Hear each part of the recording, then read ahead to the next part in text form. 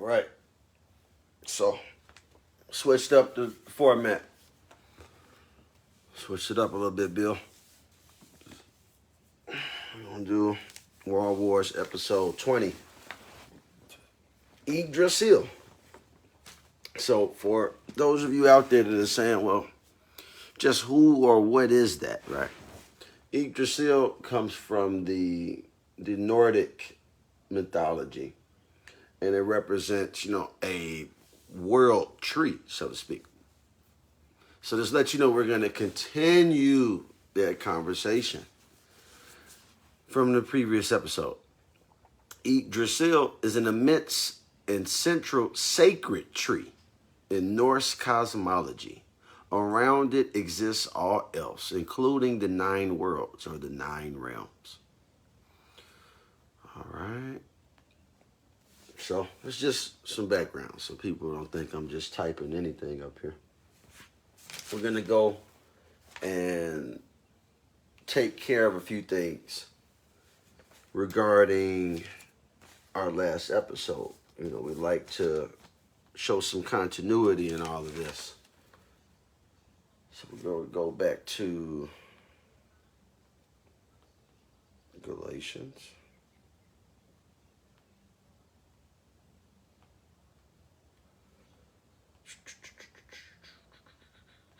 Galatians 5.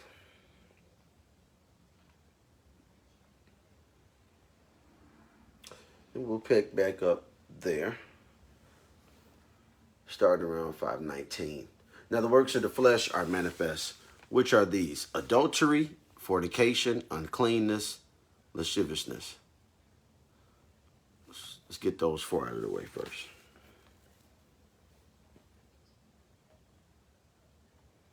Adultery, voluntary sexual intercourse between a married person and a person who is not his or her spouse.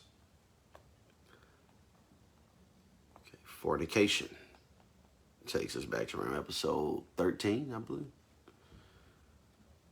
Sexual intercourse between people not married to each other. Uncleanness.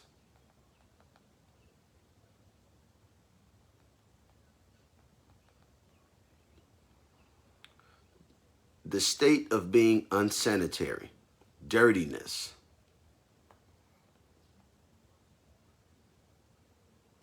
Unclean in scripture can also mean, to be defiled, polluted, unhealthy, or unfit.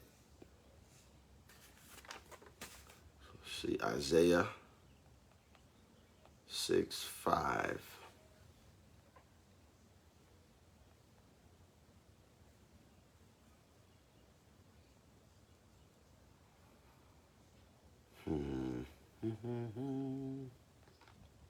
Then said I, woe is me, for I am undone, because I am a man of unclean lips, and I dwell in the midst of a people of unclean lips.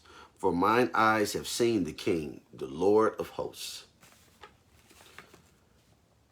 Cleanliness is next to godliness. Attributed to the theologian and philosopher St. Thomas of Aquin. Health, hygiene, sanitation, and water.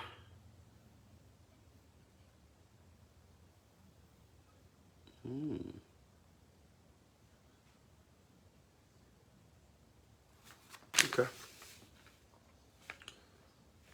Lasciviousness. See if I'm even pronouncing that correctly. Feeling morbid sexual desire or a propensity to lewdness. Carnality. Lubricity.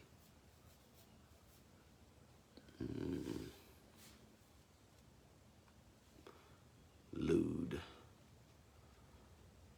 Inclined to, characterized by, or inciting to lust or lechery. Idolatry.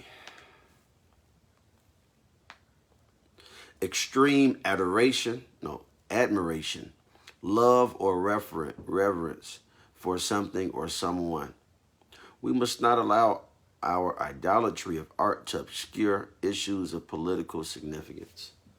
Idolization, idolizing, fetishization, worship, worshiping, adoration, adulation, reverence, glorification, lionization, lionizing. Give a lot of public attention and approval to someone. Treat them as a celebrity. Modern athletes are lionized. Interesting. Witchcraft.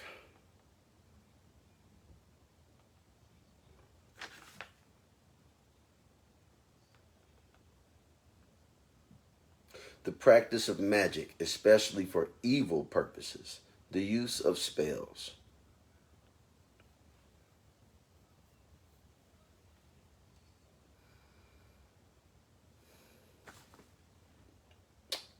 Hatred.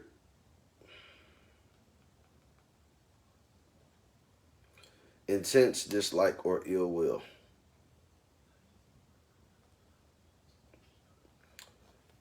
Variance.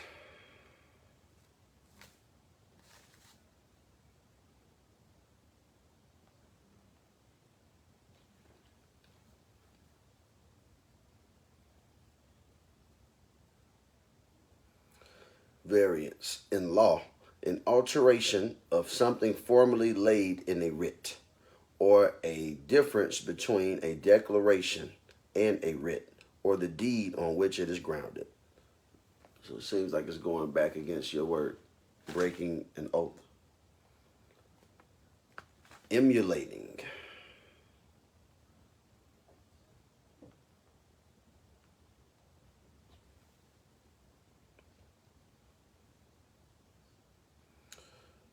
Just like our Father, enjoying life as all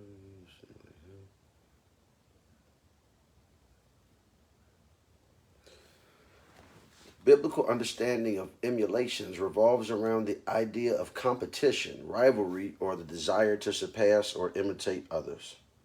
So it seems like almost you'd be envious.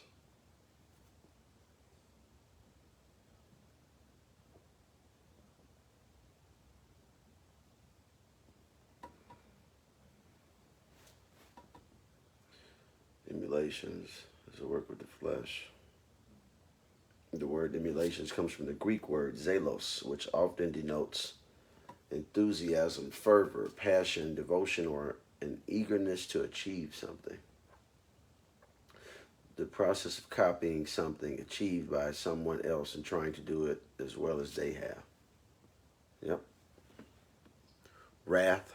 Now, you know, we got to do this. Wrath, sloth, pride, greed, envy, lust, and pride. Greed, gluttony, wrath, sloth, envy, lust, and pride. I said sloth, I believe. Wrath. Extreme anger.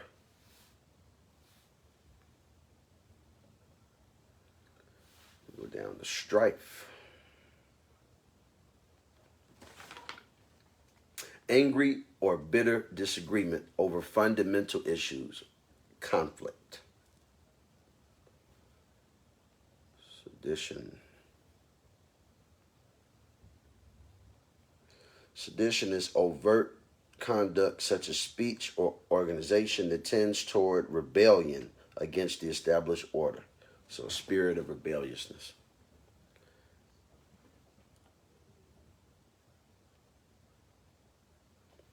Heresy. Belief or opinion contrary to orthodox religious doctrine. It's burned for heresy. An opinion profoundly at odds with what is generally accepted. So going against the consensus. Envying. Desire to have a quality, possession, or other desirable attribute belonging to someone else. Murder.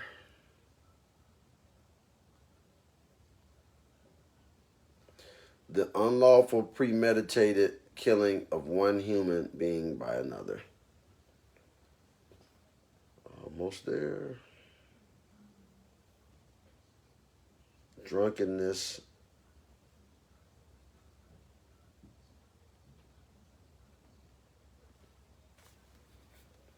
the state of being intoxicated, intoxication, and then revelings.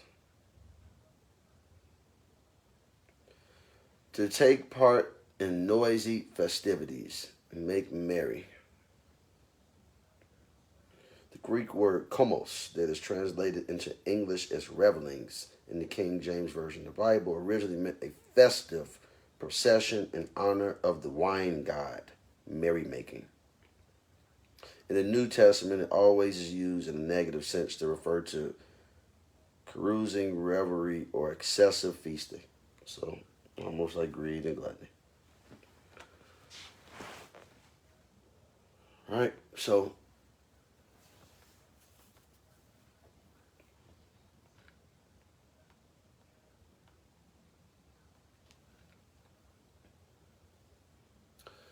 let's take a look at Matthew.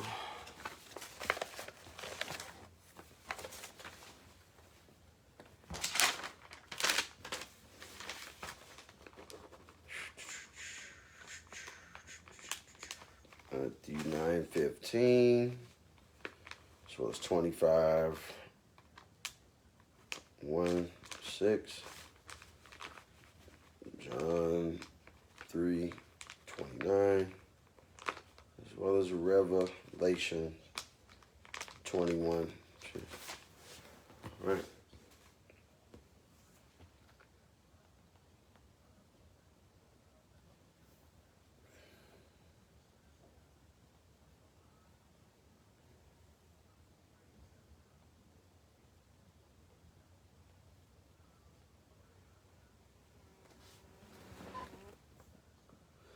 And Jesus said unto them, Matthew 9:15, and Jesus said unto them, can the children of the bride chamber mourn as long as the bridegroom is with them? But the days will come when the bridegroom shall be taken from them, and then shall they fast.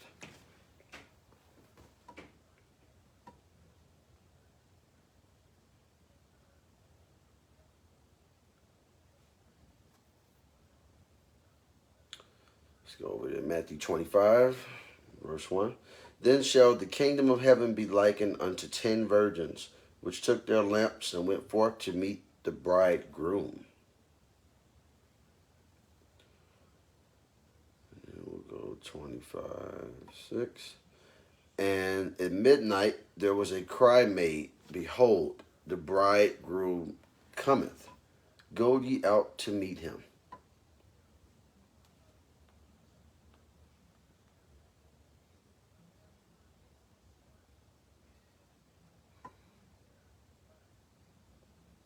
You Google bridegroom, the first thing you see is a man holding flowers. Bridegroom, a man on his wedding day or just before and after the event. John 3:29.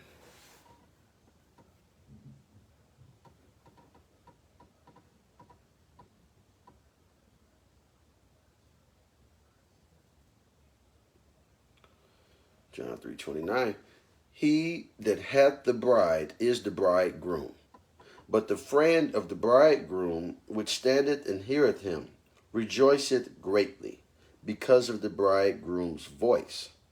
This my joy, therefore, is fulfilled.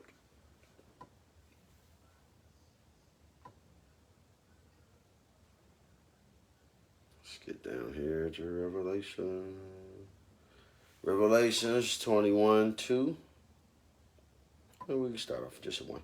And I saw a new heaven and a new earth, for the first heaven and the first earth were passed away, and there was no more sea. And I, John, saw the holy city, New Jerusalem, coming down from God out of heaven, prepared as a bride adorned for her husband.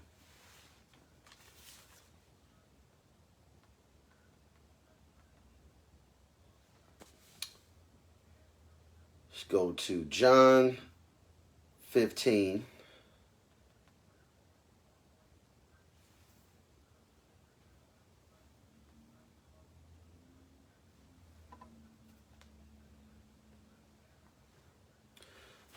15. I am the true vine, and my Father is the husbandman. Every branch in me that beareth not fruit, he taketh away. And every branch that beareth fruit, he purgeth it, that it may bring forth more fruit. Now ye are unclean. No, excuse me. Now ye are clean through the word which I have spoken unto you. Abide in me, and I in you, as the branch cannot bear fruit of itself, except it abide in the vine. No more can ye, except ye abide in me. I am the vine, ye are the branches. He that abideth in me, and I in him, the same bringeth forth much fruit. For without me ye can do nothing. If a man abide not in me, he is cast forth as a branch, and is withered, and men gather them, and cast them into the fire, and they are burned. If ye abide in me, and my words abide in you, ye shall ask what ye will, and it shall be done unto you. Herein is my Father glorified, that ye bear much fruit, so shall ye be my disciples. As the Father hath loved me, so have I loved you. Continue ye in my love. If ye keep my commandments, ye shall abide in my love, even as I have kept my Father's commandments, and abide in his love. These things have I spoken unto you, that my joy might remain in you, and that your joy might be full. This is my commandment, that ye love one another as I have loved you. Greater love hath no man than this, that a man lay down his life for his friends. Ye are my friends, if ye do whatsoever I command you. Henceforth I call you not servants, for the servant knoweth not what his Lord doeth. But I have called you friends, for all things that I have heard of my Father I have made known unto you. Ye have not chosen me, but I have chosen you, and ordained you, that ye should go and bring forth fruit, and that your fruit should remain, that whatsoever ye shall ask of the Father in my name, he may give it to you. These things I command you, that ye love one another. If the world hate you, ye know that it hated me before it hated you. And if ye were of the world would love his own. But because ye are not of the world, but I have chosen you out of the world, therefore the world hated you. Remember the word that I said unto you, the servant is not greater than his Lord. If they have persecuted me, they will also persecute you. If they have kept my saying, they will keep yours also. But all these things will they do unto you for my name's sake, because they know not him that sent me. If I had not come and spoken unto them, they had not had sin. But now they have no cloak for their sin. No more hiding, no more veils. He that hated me hated my Father also. If I had not done among them the works which none other man did, they had not had sin. But now have they both seen and hated both me and my Father. But this cometh to pass, that the word might be fulfilled that is written in their law. They hated me without a cause. But when the Comforter is come, whom I will send unto you from the Father, even the Spirit of truth, which proceeded from the Father, he shall testify of me. And ye shall also bear witness, because ye have been with me from the beginning. And there's only one way to get to the Father, through the Son. So,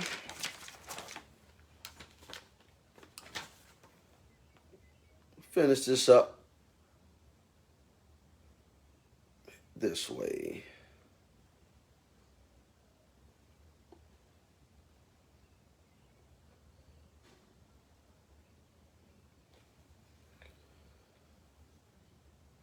Talk about briefly the fruits of the Spirit.